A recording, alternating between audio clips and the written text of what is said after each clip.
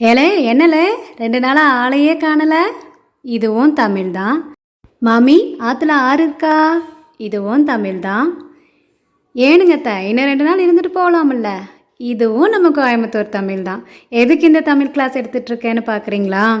Video ரொம்ப ரொம்ப சின்ன ரெசிபி தாங்க. இதை எவ்வளோ நேரம் நம்ம எக்ஸ்பிளைன் பண்ண முடியும்? அதனால சரி கருத்து சொன்னாலும் கடுப்பாயிடுவீங்க இந்த வெயிலில். அதனால இந்த மாதிரி சொல்கிறது தாங்க.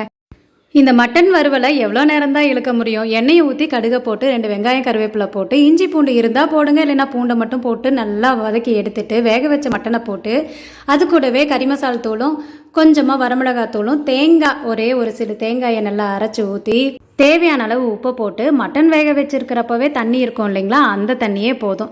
இப்போது இது எல்லாத்தையும் மிக்ஸ் பண்ணி 1 லிட்டர் போட்டு மூடி வச்சு கொஞ்சம் நேரம் கொதிச்சதையும் நம்ம எடுத்து பார்த்தோன்னா இந்த கறி விருந்துலையெல்லாம் போடுவாங்கள்ல மட்டன் வறுவல், அந்த மாதிரி செம்ம டேஸ்ட்டாக இருக்கும். அதுவும் நம்ம வீட்டிலேயே அரைச்ச கறி மசால் பொடியை வச்சு செய்கிறப்போ மனமும் சுவையும் செம்மையாக இருக்கும்.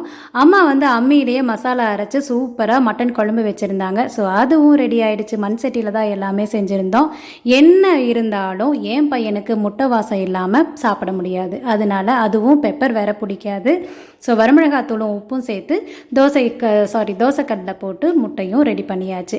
அவ்வளோதான், லஞ்ச் சூப்பராக மட்டன் குழம்பு மட்டன் வறுவல் முட்டை ரெடி ஆயிடுச்சு. கண்டிப்பாக இந்த வீடியோ உங்களுக்கு பிடிச்சிருக்குன்னு நினைக்கிறேன். பிடிச்சிருந்தா மறக்காமல் ஒரு சப்ஸ்கிரைப் பண்ணிவிடுங்களேன். அடுத்த வீடியோவில் பார்க்கலாம்.